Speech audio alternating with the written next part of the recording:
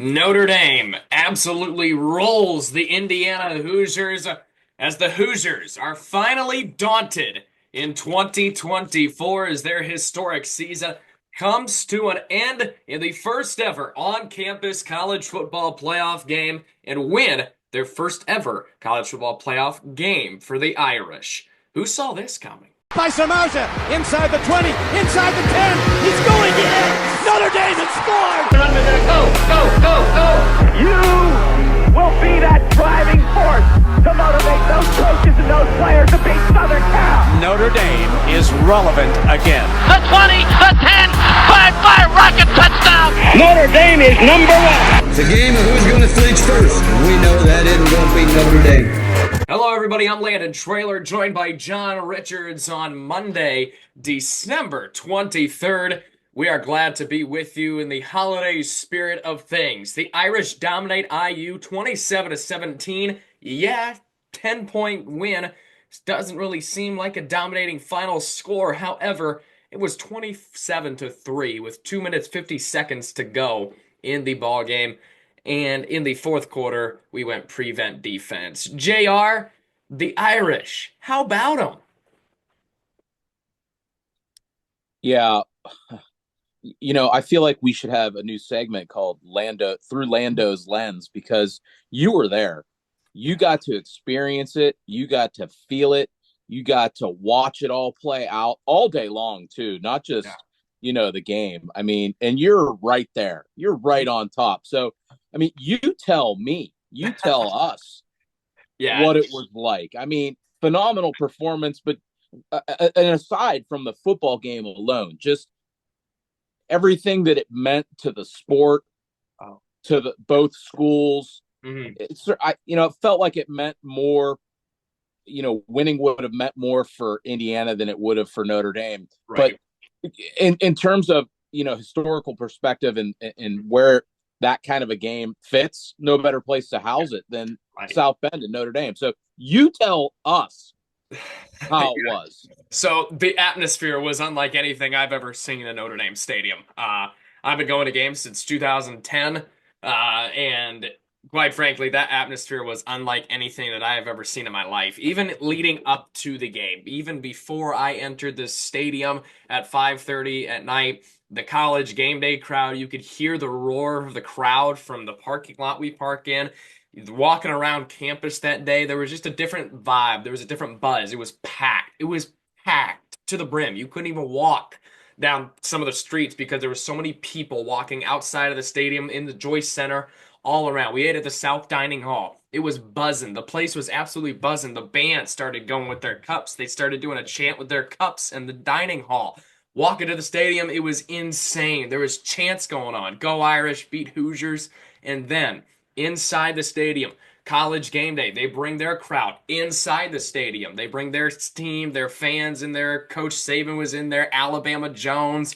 They got them going on the video board and stuff like that. And it was just amazing. And even before the coin toss, the place chanted, "Let's go Irish," all around the stadium. It was fantastic. The crowd was into it. Even when we were up 27-3, the crowd was absolutely rocking. You could tell IU was a little rattled. The only time that IU's fan base made a statement and made somewhat of a presence in that ball game was after the interception that Riley Leonard threw. There were Hoosiers chants. But after that, it was like they were non-existent. You couldn't even hear their band. It was so loud in that stadium, JR. Unlike anything I have ever seen. Well, let me tell you, it took a lot within me to not jump in my car and make my way there, because it felt from hundreds of miles away. You could feel it, you could sense it. Mm-hmm. And I guess we can get into the game now. Yeah. I think is it accurate that is the longest IU has trailed in its entirety all season long, was that game? Yes. And they were in perfect position to jump on us from the start. And who knows if it would have sustained or not. Who knows? But if circumstances play out slightly differently in the beginning there, right, who knows where that game goes, but a 98-yard touchdown run to kick off the scoring in the college football playoffs. I mean, he wasn't even, was he touched? I don't No, know if he was no. touched. Maybe the guy in the defensive line might have grabbed his foot. It didn't look like it. I mean, what a performance all the way around. The offensive line, tremendous. Oh The my goodness. defense, tremendous all game long. Riley Leonard, tremendous. Mhm. The only concern I had was, other than Love's big run, he really didn't do much after that. And it seems like he's still a little bit banged up. It Mhm. sounded like he was slightly ill as well. Yeah, right. But wow, what a performance, and what a night. And congratulations to Indiana, too. I Mhm. mean, as you watched the rest of the college game, the playoff games play out, Mhm. and you see what took place. Indiana, they belonged. And I don't care what anybody said. Mhm. All these teams, they kind of performed in the same manner. You have to kind of think about it in broad sense. Uh-huh. There was this elation about making it in. You go on the road first time. Was it freezing there? I mean, it looked Oh pretty cold. my goodness. It was top 5 games that I've been to in terms of coldness. It was Yeah, so freezing. this is all new for everybody. It's Mhm. especially new for Indiana. Right. So, but they belonged. And as the weekend progressed, It it showed. looked like they should have been the only one that belonged. Right, right. We'll talk about more of the playoff aspect in a little bit. Back to the game. It started off weird, as you mentioned, with the Riley Leonard tipped interception. Talk about disguising their fronts. Leonard batted in the air, intercepted, picked off by D'Angelo Pons, and Indiana gets the first takeaway of the night. And then you're right. If Curtis Rourke doesn't force that ball downfield and Xavier Watts doesn't intercept it right after, you're exactly right. IU could have taken a 7-0 lead, maybe even a 3-0 lead with a field goal, but they didn't. Xavier Watts got it right back for the Irish. They go quickly from the 17-yard line. That one's intercepted. Picked off by Xavier Watts. And then Jeremiah Love went 98 yards to the house for the Fighting Irish. Team has thrown a pick. Riley Leonard and the Irish from their own 2. Jeremiah Love breaks free. Jeremiah Love trying to go 98. Touchdown! What a run! In the first touchdown of the 12-team playoff. And then Indy, they controlled both lines of scrimmage all night long. I mean, I think I read a stat. Indiana was what, 2.3 yards per carry on the night. The offensive line was elite. I mean, they got pressure on Leonard a little bit, but his decision making was phenomenal. He made an NFL type pass where he stepped up through the sack and split the defenders, got his ball on target. So Riley Leonard, phenomenal game for him. And then Notre Dame, which is surprising, had the better special teams. Our punter was better than their punter. Their punter struggled, I will say that. He put us in great field position 2 times, I believe, that we ended up scoring a field goal off of. Mitchell Jeter, he's back. He is back. A phenomenal kick before halftime, 49 yards. It's great to see things start clicking together at this time, especially in an area that has struggled, JR, like the special teams. Yeah, the field goal right before half was huge because, they had gotten on the board. I think it was 14-3, right? And we Yeah. came back and neutralized that. And we had the ball again to start the second half. We didn't do anything with it, I believe. I wasn't too impressed with our second half. Right. We started to kind of slow down a little bit, stub our toe, playing for field goals. We had a field goal block. Yes. I'm not, big on that, but it was important to see Jeter put one through the uprights. That was big for his confidence. It was big for the team's confidence. I think it was big for our coach to have a little bit of faith to do that. So that's super important going forward, obviously. Absolutely it is. And the Irish also controlled the time of possession. I mean, it seemed every time IU rolled out in the field, it was a few first downs and a 3-and-out maybe, and Notre Dame was right back on the ball, controlling the time of possession. They had 201 yards for Riley Leonard, a touchdown, 1 interception, 30 rushing yards, and a touchdown. Jeremiah Love, 8 carries, 108 yards, and a touchdown. And the defense had a night as well. Curtis Rourke went 215 pass yards for 2 touchdowns. A lot of those pass yards came in the fourth quarter with under 3 minutes to go when we kind of stepped off the gas a little bit, went in a prevent defense, kind of 10 yards behind the sticks or in front of the sticks a little bit. 63 rushing yards all night. All night long, we gave up 63 rushing yards. And all week long, I heard how good Indiana's defense was in the rushing and how good Indiana's rushing defense or rushing attack is and how bad ours is. Flipped the script on them completely, JR. Flipped it. Yeah, absolutely. And, one way to limit them from scoring is to play a little bit of keep away. So we did that. We had some, great time of possession. We didn't turn the ball over, relatively speaking. We had that one little hiccup in the beginning. And, it's nice now. It's out of the way.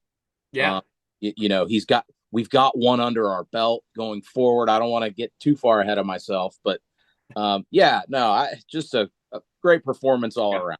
Now, to get into the ugly, of course, we wouldn't be on this show because we got to harp on something. We got to find something to harp about. That second half, JR, was pretty ugly. We could have really put Indiana away a lot. Like, a lot of times we had the ball and could have put the Hoosiers down for good.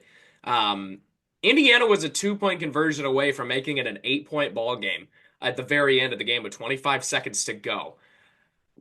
Our defense really, really let up in that under 3 minute segment that we gave up. And it was just an overall very ugly and a little bit of a letdown second half there. Yeah, not great. That's not certain. But at that point, it was also kind of get in, get out. Luckily, we built enough of a cushion that we could absorb the snafu on the onside kick. We got to shore that up.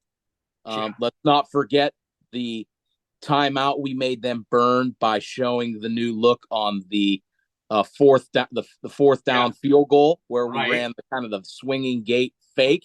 Yeah, made big call. So it wasn't ideal, but maybe we were pulling a little bit back too. Riley Mills, he was injured at that point. Yes, we were playing some different people. We were getting some of our depth, some experience. I don't want to be too harsh about it, but specifically coming out of half and into that third quarter, we could have really put them away. But again, there's always somebody on the other side of the field that's got something to do with that. Credit to them. They continued to play hard. They fought their way back in it.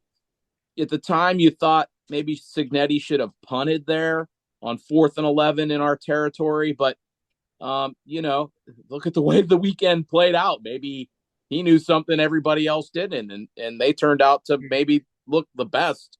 That's not saying much on a bad weekend for all of those road teams. Right. But credit to ND and Coach Freeman and the staff for getting that home playoff game. You saw how important it was. Yeah, it was very important. Now, going back to that punt from Coach Cignetti, I am going to go on a limb. I agree with his call because at that point in the game, at that very point, we're not looking at first quarter, second quarter, in that very point of the game, his offense was not doing a damn thing. I mean, they had a couple of drives where they went negative, and I think that was a drive they went negative yardage against Notre Dame. Their defense had held Notre Dame scoreless for a couple straight drives. Why not trust your defense? I get it's the playoffs, but at that point, you're going to try to go for it. You're already behind the sticks. You're probably not even going to get close with our defense, the way our defense handled their offense all night long. It was a good decision to make that punt and trust your defense. I mean, he was trying to stay in the game as long as he could. I guess he maybe you force a turnover there and you get it right, or we muff the punt. We fumble it. It's cold. Who knows? Who are we to say, what he should do with his team? He knew the pulse better than we did. Hmm. He was in the position that he was. Hmm. He did talk a lot of smack walking in, and it looked like our coach wasn't very fond of that at the end. He probably got a little slice of humble pie, which was well deserved. But I suspect Indiana will be back there again next year, the way the schedule sets up. They got two big games on the road next year. We'll see how that plays out. Overall, it was just a dominating performance from the Irish. It was great to see that. Us coming out right off the jump with the 98-yard touchdown from Love, really setting the tone. Again, credits to Indiana. Phenomenal season, a obviously historical season for Indiana. The tides are kind of shifting there in Bloomington. The basketball has become the new football, if you will. And football is the rising power in Bloomington, which I never thought I'd say that, and I never thought I'd see that in my time. But the first round of the college football playoff delivered for the home teams, excuse me, that is. Penn State absolutely destroyed SMU. I mean, that game was over from the jump. I mean, they absolutely rolled SMU, JR. They did. Their defense scored twice. Yeah. But again, SMU, the way that they finished their season, they spent a lot of gas trying to get back into that game. They were on edge whether or not they were going to get in or not. They dip into, Happy Valley or Beaver Valley, Happy Valley, whatever they call it, Tickle Me Sandusky Valley. That's what I call it. Somewhere I wouldn't want to be there either. It's So, cold. yeah, I would have gotten on the pony and probably passed that town all by itself. But yeah, Franklin, he won. Let's see what they do from here on out. Gonna be a tough one against Boise State, and we'll talk about that next Monday. That's gonna be an interesting matchup. Texas handles Clemson, but Clemson battled back. It was a one-score game in the fourth quarter. Credits to Clemson. That's Clemson right there. They're gonna battle back. That's a Dabo Swinney coach team. They battled back down 28-3 and made it somewhat of a game in that fourth quarter. So Clemson, they were outmatched, I will say. Obviously, from all of the teams that were in the college football playoff this season, they were probably the one that you just kind of raise your eyebrow and be like, oh, hell, how the hell are they in here? But with the new rules, they qualified. So obviously, Texas has some stuff to work about because it was 28-3 and they only won 38-24, JR. Yeah, good game. I didn't really have a chance to watch it, but Texas, they're moving on, and Yeah. if you look at how the games have all played out and how the teams were selected in the past, it's probably going the way that it should have went. So, cream always rises to the top. The teams are probably where they should be. Whether or not the matchups are what they should be, I don't know. Oregon has to face Ohio State. Is that probably fair? Maybe not. I don't know. I don't want to jump the gun, and I know you're going to get to that game too. But Right. yeah. Congratulations to Steers and Queers. They ride on. Hey, Sark. Hey, how about that? Ohio State rolls Tennessee. Tennessee scores a late touchdown there to make it 21-10 at the end of the first half. And then Ohio State just absolutely belt to ass, if I will say. Belt to ass for 4 quarters, that was. And Ryan Day gets his first win over the SEC. JR, you said it. You better get the Buckeyes now. And Tennessee failed to do that. And moving along, I think Ohio State is truly the team to beat in this college football playoff after the first round. Let me make that clear. Yeah, you can see what they look like when they are at their best. And, who knows? I say Northern Illinois was the best thing that happened to Notre Dame. Maybe Michigan. Right, Michigan. That has happened to Ohio State, as bad as they want to beat Michigan.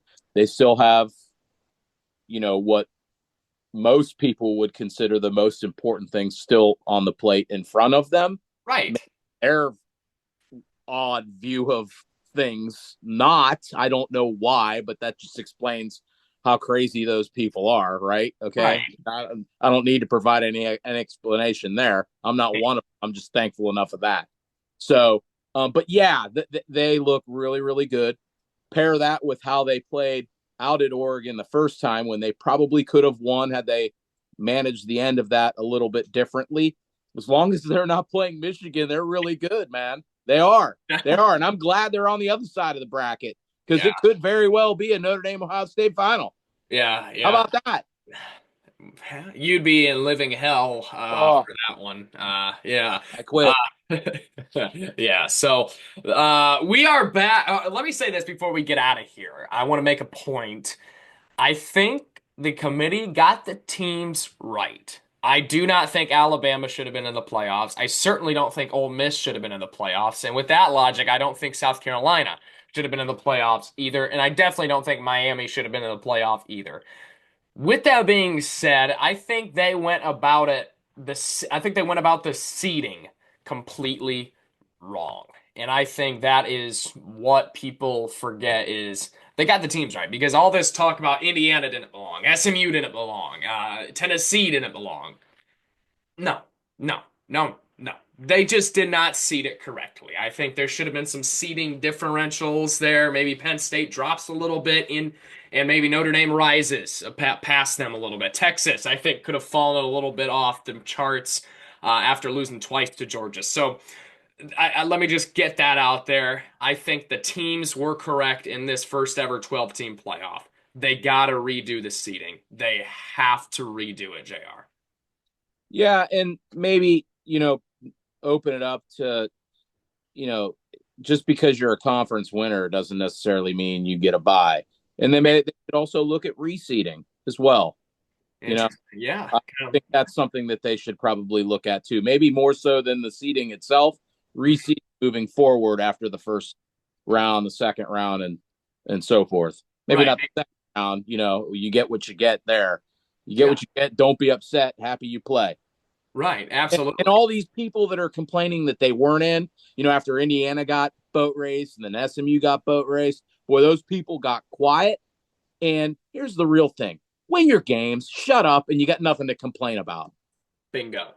Bingo. Right there. And, to the reseeding standpoint, looking at the bracket here, Arizona State has to play Texas, which, okay.